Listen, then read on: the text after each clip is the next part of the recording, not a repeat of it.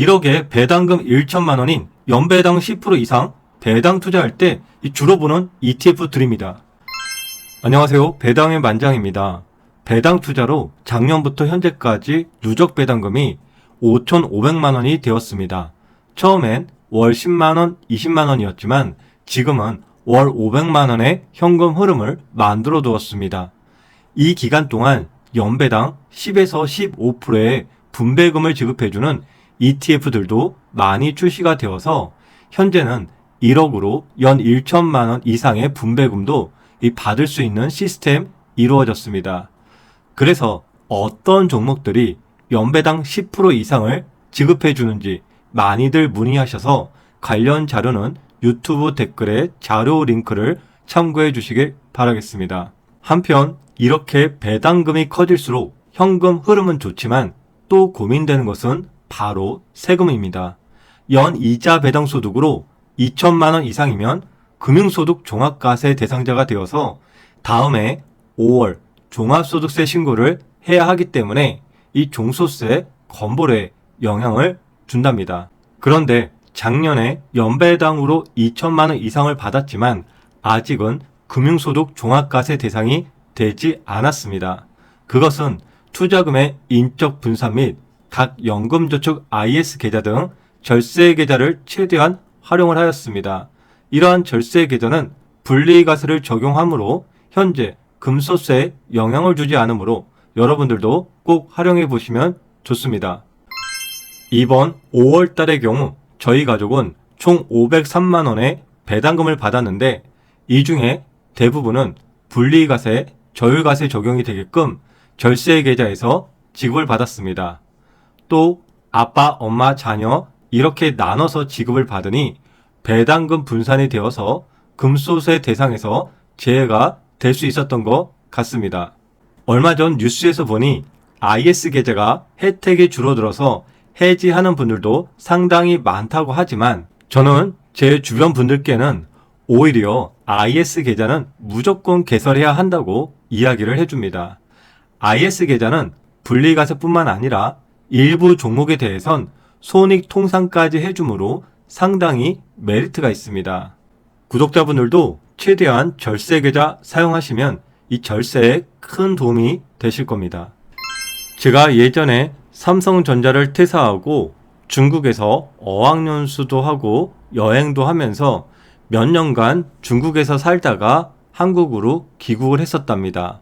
그 당시 귀국을 하니 거주할 곳이 없어서 월 30만 원짜리 고시원에서 한동안 생활했던 적이 있었습니다.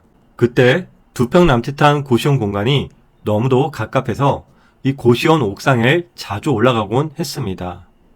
옥상에서 가장 많이 생각했던 것이 한 달에 500만 원을 벌어보자 계속 자기 암시를 했던 것 같습니다. 지금 세월이 지나고 또 지나서 지금은 배당 소득으로 월 500만 원을 달성하게 되었습니다. 물론 그때의 500만 원과 지금의 500만 원의 물가 차이가 분명 있긴 합니다.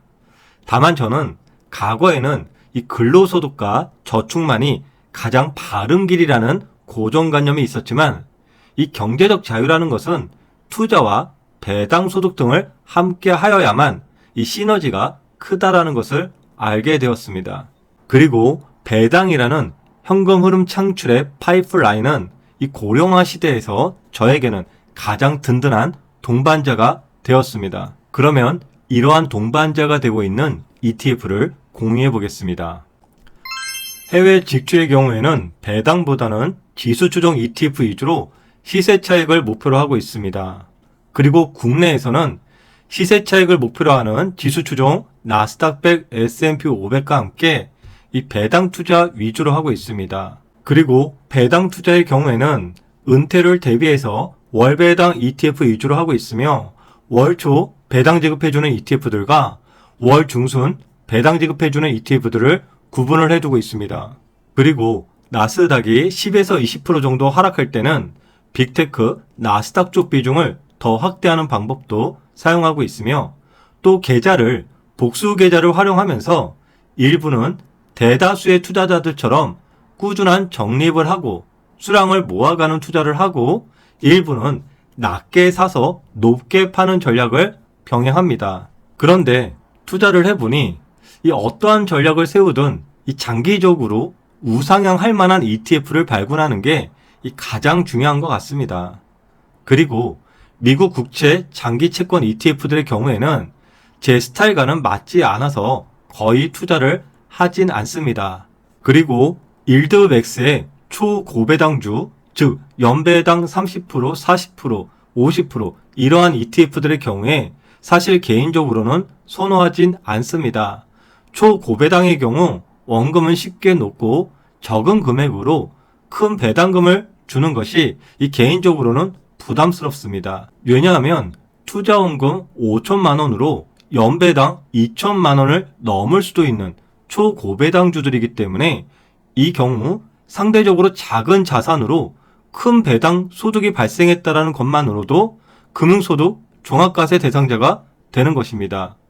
이 경우 ISA 신규 개설도 3년간 못하게 되고 종소세, 건보료까지 영향을 주는데 이거 앞으로 벌고 뒤로 까이는 경우가 충분히 발생할 수도 있습니다. 마지막으로 얼마 전 워렌 버핏이 은퇴 선언을 하면서 남긴 조언 3가지를 공유해 봅니다. 첫째, 좋은 사람들과 함께 하라. 당신이 누구와 함께 하느냐에 따라 그들의 삶을 닮게 된다고 합니다. 둘째, 돈보다는 배움을 쫓아라. 내가 해온 일은 돈이 없어도 했을 일이었다. 버핏은 직업 선택에 있어서 열정과 즐거움을 최우선으로 생각해야 한다고 강조했습니다. 셋째, 좋아하는 일을 하며 살아라. 좋아하는 일을 하면 행복해집니다. 그리고 행복한 사람이 오래 산다고 강조했습니다. 이 시간의 복리는요, 오래 살아야만 시간의 복리를 이룰 수가 있습니다. 워렌 버핏은 1930년생으로 올해 95세가 되는 나이입니다. 11세부터 주식 투자를 해서 무려 84년이나 긴 투자 여행을 이어왔습니다.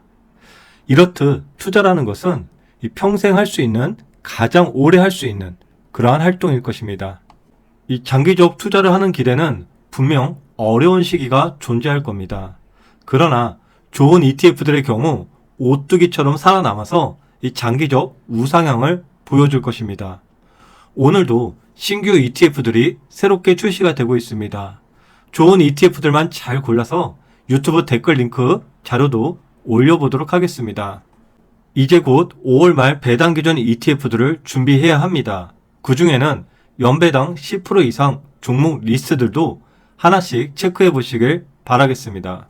오늘도 배당의 만장 구독자님들과 앞으로도 좋은 ETF 발굴을 통해서 이 즐거운 배당 투자 여행을 해나가 보겠습니다. 항상 여러분의 장우연을 응원드립니다. 감사합니다.